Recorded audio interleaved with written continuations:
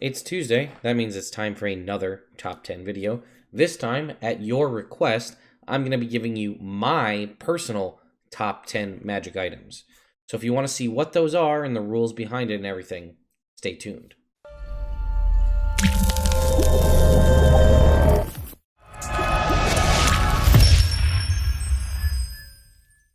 All right, so the rules there pretty much are no rules, right? It's my top 10 list, so it's my personal top 10. So that covers every magic item from any campaign, from common all the way to artifact, right? My top 10.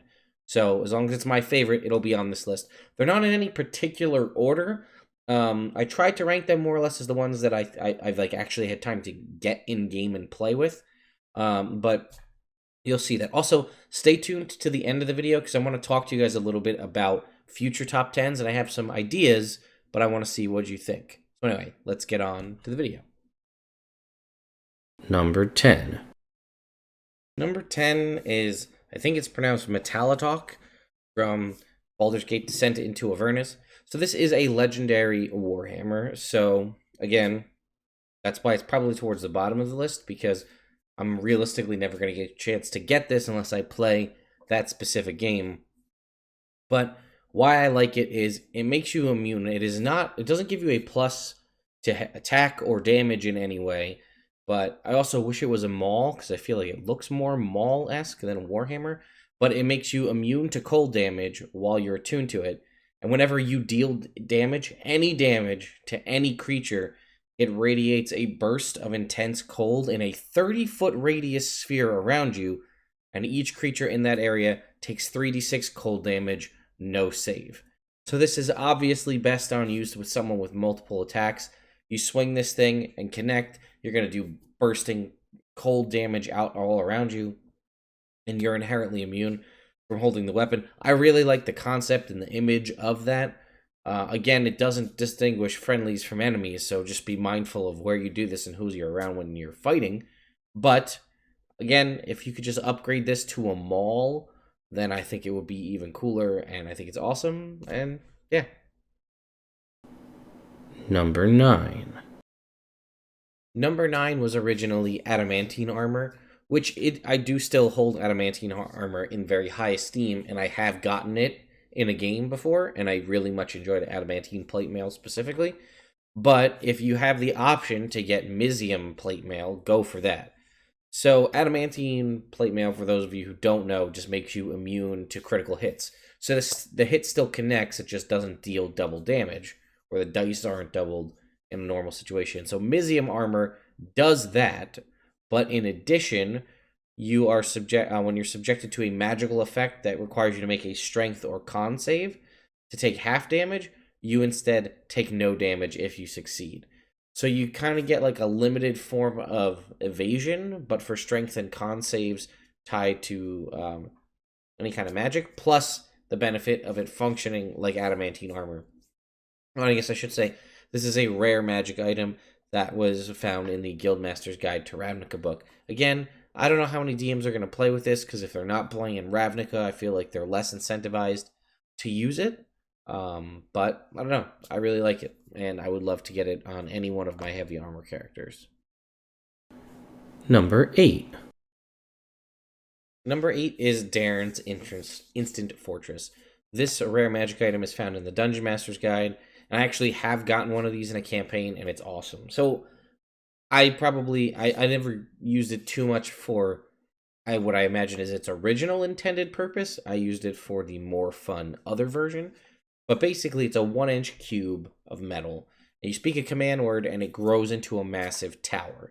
And the tower is really cool. It's made out of adamantine, 20 feet on a side, 30 feet high. It's got arrow slits on the top and bottom. There's a ladder that connects the inner floors that goes to a roof, a trapdoor on the roof. And the door only opens at a command which you speak as a bonus action, and it's immune to things like knock and chime of opening, so people can't get in unless you want them to. It also is immune, and the magic allows it. You can't tip it over. The roof, the door, and the walls have 100 hit points each, and are immune to damage from non-magical weapons, excluding siege weapons, and has resistance to all other damage. So if people are trying to break into this, it's going to take them a while. A wish spell can be used to repair part of the fortress. That's one. It counts as an 8th level or lower spell, so it doesn't run the risk of funky DM magics. And each use of wish adds 50 hit points back. But the reason I like it is any creature in the area, when it starts to expand, must make a DC 15 dex save or take 10d10 bludgeoning damage, half on a success, and then they're pushed to an unoccupied space outside but next to the fortress. Objects in that area that aren't being worn or carried take the damage and are pushed automatically. So that was my favorite thing to do, is to get into a situation, throw the cube or place the cube, say the command word, and use it to deal a bunch of damage to people. Obviously, the literal instant fortress part and a safe place to sleep, also very useful. Number 7. Number 7 is the Dwarven Thrower. This attunement, very rare magic item, is found in the basic rules or the DMG. So it's a warhammer. The only downside is it does require attunement by a dwarf. Contrary to what everyone may think, wearing a belt of Dwarvenkind does not make you a dwarf for the purposes of the Dwarven Thrower. I know they did that in Critical Role, and that's a cool thing, and more than likely I would do it in my own game as well, but that is not how it works. Nowhere in the Belt of Dwarvenkind does it say you are treated as a dwarf for the purposes of attuning to magic items, and nowhere in this magic item does it say Belt of Dwarvenkind lets you get past that. I just wanted to clear that up. So, first of all, it's a +3 warhammer, so that's awesome. As a dwarf, you're going to be able to wield it no matter what, because it's a warhammer. But it has the thrown property with a range of 20 feet short range, 60 feet long range. So, unlike normal warhammers, you can't throw them. But what's cool about it, which is something I feel like a lot of people also forget about, because more often than not, I see these hammers getting given to barbarians. And barbarians using reckless attack do more damage in melee. Or, actually, I think... But when you throw a weapon, I don't think it counts as a melee attack. I forget. Anyway, when you throw the hammer, it does an extra d8. So a warhammer does a d8 base. Anytime you throw the hammer, it does 2d8. And if you do, if you're attacking a giant, it's 2d8 for the extra piece. So if you're throwing it at a giant, it does 3d8 damage. Immediately after the attack, it appears back in your hand. So again, no secret that I have read most, if not all, of the Drizzt novels, and I do enjoy some of them. I enjoy some more than others. One of my favorite characters, not my favorite, but one of my favorites, is Wulfgar, and they say it's a warhammer. All the images kind of depict it more like a maul, but Aegis Fang is his hammer, and it's really cool because he's always throwing it, and his hammer reappears back in his hand. But it usually takes time, whereas this is instant. So I really like the image of a scene where you're like in a fight and you're fighting and you're throwing the hammer, but then it comes back, and it doesn't fly back to your hand like Mjolnir, right? It just appears. Oh, no, it does. I'm sorry. It flies back to your hand. Aegis Fang just appeared in his hand. So you can, boom, catch it, throw it this way. Obviously, really cool on a Dwarven fighter because you can do multiple attacks. Again, really cool imagery. Bummer that it is only attunement by a dwarf, but if you're playing a dwarf and you can get one, go for it.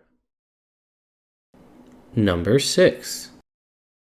Number 6 is one you may not be aware of, and it's awesome. It's the Gnomengarde Grenade. This is from Divine Contention. This is one of the continuing adventures for the Essentials Kit. So if you don't know, the Essentials Kit came out, and 3 adventures were released after the fact to continue once you complete the playthrough of the Essentials Kit. And one of the things in there is this. I don't know why it says varies is the rarity, because as far as I could tell, I couldn't see different versions of it, but maybe I'm wrong and you guys can correct me in the comments. But this thing is amazing. It's a grenade. It has some lore about it, right? It's a funky thing. It's got a bunch of bits and bobs, and you can just shine a light through it, and it makes a rainbow of colors. But as a bonus action, you can turn a key to arm the grenade. Then once to arm, it explodes in a matter of seconds. As an action, you can throw this thing up to 120 feet, and at the end of your current turn, the grenade explodes. All creatures within 60 feet suffer the following effects. So the following effects all happen to each creature within 60 feet. Each creature must make a DC 15 Dex save or take 8d6 fire damage on a failed save or half on a success. Each creature must make a DC 15 Con save or take 8d6 thunder damage and be stunned until the end of their next turn. On a success, they're not stunned and they take half damage. And then the wielder rolls on the chart for the Wand of Wonder 3 times, re-rolling any duplicate results. Any effects that specify a target affect all creatures in range of the grenade when it explodes. Any effects that would affect the wielder of the wand instead affect the closest creature to the grenade when it goes off. So, I'm not going to go through all of them, but if we open up the Wand of Wonder, you can see there's all sorts of crazy stuff, right? Cast Gust of Wind, Stinking Cloud. An animal appears in an unoccupied space. Could be a rhino, lightning bolt, fireball. Leaves grow from the target. A stream of gems shoots from the wand. The target's skin turns bright blue. There's a lot of funky stuff, but I mean it's a lethal thing, right? That's potentially 16d6 damage between fire and thunder, potential stun, and then whatever the effects of the Wand of Wonder is. I love the Wand of Wonder because I like the randomness of it, and the only reason that it's not going to appear on this list is because the effects happen in the Gnomengarde Grenade. Also, this is just a cool thing to give to your players, and then be like, wait. It's a grenade? And then you don't tell them what it does, and then they get to find out. Number 5. Number 5 is the Cloak of Displacement. This rare attunement magic item is found in the basic rules or the DMG, and it's just awesome. It looks cool. It's got Displacer Beast tentacles hanging off the back. But why it's so cool is while you're wearing it, it projects an illusion of you, basically standing right next to you. And any creature that relies on sight, right? If they have true sight or blind sight, it doesn't matter. But if they use physical sight, they have disadvantage on all attack rolls against you. If you take damage, that effect ceases until the start of your next turn, and then it restarts. If you're incapacitated or restrained or unable to move, it doesn't function. But this is an item I did manage to get in one campaign, and let me tell you, it is awesome. It's great if you're a melee fighter and you're up in combat all the time, because that makes you able to tank more hits by avoidance, which is great. And then it's also great if you're like a caster in backline, because if somebody does make their way to you, it makes you harder to hit. Number 4. Number 4 is the Horn of Valhalla, and I struggled putting this on this list because I do really like this, and I've never given one out in a game, and I've never received one, and I kind of dread doing so. I would, in theory, you want to get one as a player because it's awesome, but I also feel like it would ruin the fights all the time. So, use an action to blow into this horn, and a number of warriors from Valhalla appear within 60 feet of you. They use Berserker stats, which aren't too bad, right? They're challenge rating 2. We'll look at them in a sec. They return to Valhalla after an hour, they drop to 0 hit points, and they can't be used again for 7 days. So, the Berserker, it can reckless attack to get advantage, and it has a great axe. So you're doing a +5 to hit, a d12 +3 damage on a hit, and you can have advantage on the attack that you make. If you look down at the Iron version, you can summon 5d4 +5 Berserkers. And you could do this as an action, and then you could potentially have 25 Berserkers on the field that now act in your favor and just wreck whatever combat you're in. Whether it's them taking hits, what do they have? They have 67 hit points. So even if they're not doing a ton of damage, they're soaking up a ton of damage just on the amount of hit points they have. Obviously, you need to meet the requirements. If you don't, then they'll attack you. But it's pretty simple. Anybody can blow a silver Horn of Valhalla. Proficiency with simple weapons for the brass one, medium armor for the bronze one, and all martial weapons for the iron one. Again, in theory, it's awesome because it's going to swing any combat in your favor, as long as you plan out when you're going to use it. But at the same time, I also feel like it can be immensely disappointing if you have this item and then you blow the horn in a fight that you think's going to be a big deal and it's not, and then you just roll over it and then you can't use the horn again for 7 days. But either way, I think it's awesome, and that's why it's here. Number 3. Number 3 is the Iron Bands of Bilarro, or Bilarro, however you pronounce it. This is a rare magic item found in the Dungeon Master's Guide, and I like it because it makes me feel like Doctor Strange anytime I say it. Right? I mean, it sounds like the Wand of Watum, or the Mists of Madripoor, or the Crimson Chains of Storak. It'd be Iron Bands of Bilarro, and you throw it, and then it hits people, and it wraps them up. But anyway, it's an iron sphere that's 3 inches. You make a ranged attack with an attack bonus equal to your dex mod plus your proficiency bonus. On a hit, the target is restrained. So all you gotta do is hit him, and it's an immediate restraint unless you take a bonus action to speak the command word to release it. Doing so or missing the attack causes the bands to contract and become a sphere once more. So there's a downside to it, and that is it can only restrain one creature. However, they can use an action to try and break it. It's a strength check, which isn't bad because it's not a saving throw. But a DC 20 strength check to break it. On a success, the item is destroyed. Like, it's just flat out broken. And the restrained creature is freed. If the check fails, any further attempts made by that creature automatically fail. So that's the upside. If they make the DC 20 strength check, your Iron Bands of Bilarro are destroyed. If they fail, they are unable to escape it for 24 hours.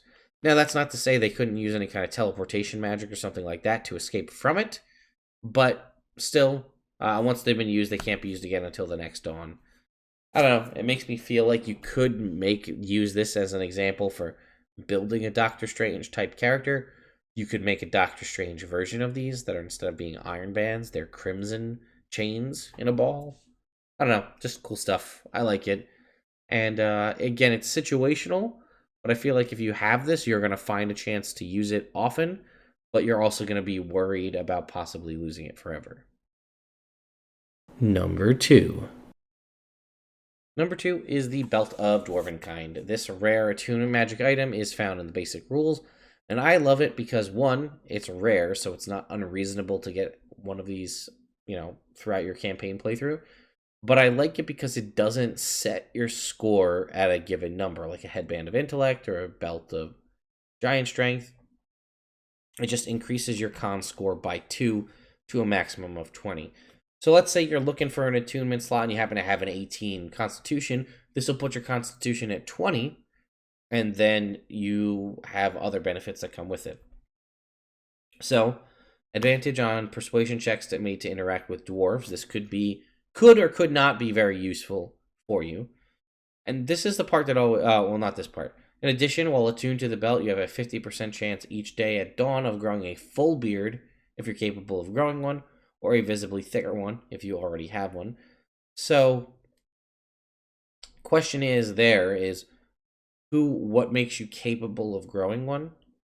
So, does this mean that a female character can grow a full beard? Is she technically capable of doing that? Does this mean that an elf who typically does not have facial hair can grow a beard? That's really up to the DM as far as I can tell, but something to think about, and could be a fun roleplay thing.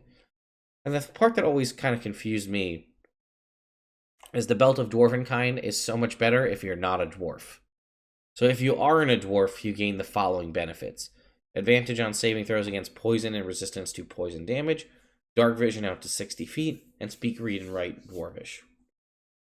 All the good benefits, or the secondary good benefits, come if you're not a dwarf.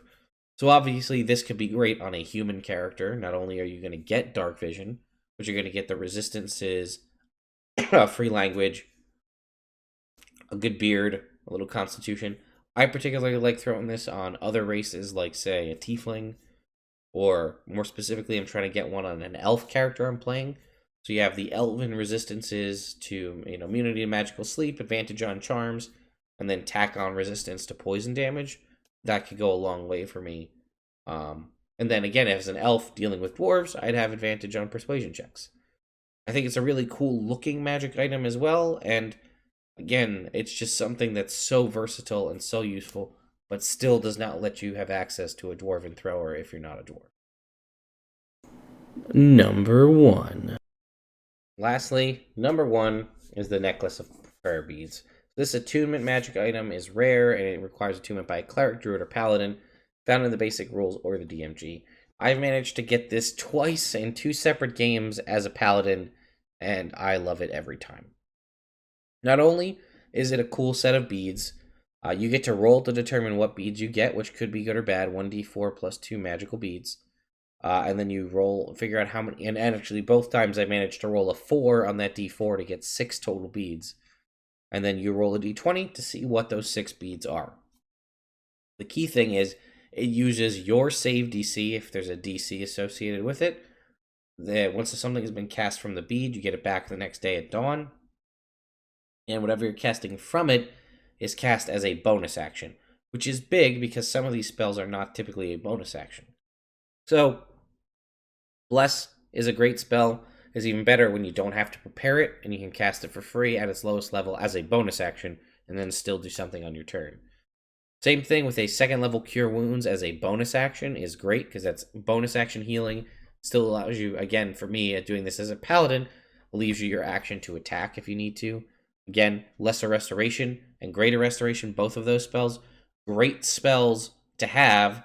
Sometimes you may not want to prepare them because you don't think you're going to need them, but if you can rely on the bead to do it for you, that's useful. Also, you don't have to provide the material components required for the ones cast from the bead. Branding Smite, not typically, it's already a bonus action, so you're not gaining any benefit there. Does a little bit of extra damage. You could prepare it, excuse me, as a paladin, but I typically never do. Planar Ally is nice because Planar Ally has a 10-minute casting time normally, and you're going to knock that down to a bonus action.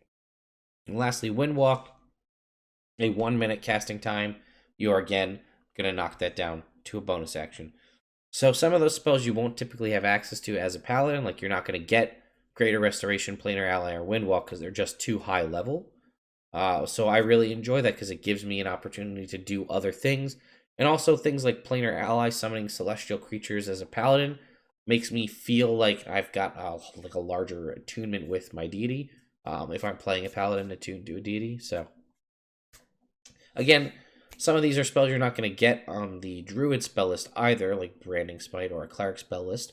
So there's options, or Bless. I don't think druids can get Bless. So you get the opportunity to try out some new spells, and again, they're free. And if you roll high on the number of beads, I mean, obviously you'd probably want to have some versatility in what spells you got. But if you got 6 curing beads, so you had 6 2nd level bonus action Cure Wounds, no one would be upset with that either. So that's it, folks. That's my, oops, let's get that out of there. That's my top 10 magic items of my personal choice. I know what you're all thinking. What? No winged boots? And you're right. I don't actually like winged boots as a magic item that much. I know a lot of people do, but I put them on a lot of my top 10 lists because they're useful for any class to have, but I don't particularly like them. So, I hope you enjoyed this video. I switched it back up. We've been doing things non-magic item related. I wanted to go back just to see what you guys thought, and people were, requesting my personal opinion on this thing. If you don't know, I do have a giveaway going on right now for just recently, thanks to you all, breaking 20,000 subscribers on YouTube. My good friends at Jetpack7 are going to be providing all sorts of cool books and stuff to you folks. There'll be a link in the description if you want to check it out. It's running till about the mid to end of March, so there's plenty of time to join. And I said at the beginning I wanted to have a conversation about some upcoming top 10s. I received a couple requests, but I thought I'd ask. Someone had reached out and said, I'd love to hear your top 10 accessories, IRL accessories for players and IRL accessories for DMs. Is that something you'd be interested in seeing? What I think as a DM are 10 accessories I'd like to have at a table. And then as a player, 10 accessories I'd like to have at a table, that like physical things that you have with you at a given table. Would you be interested in that? I'm curious. If you guys come out in droves and respond that you do want to hear what I have to say about that, maybe we'll be looking at a little preview of what next week's top 10 is. Thank you all so much for watching. I'll see you next time.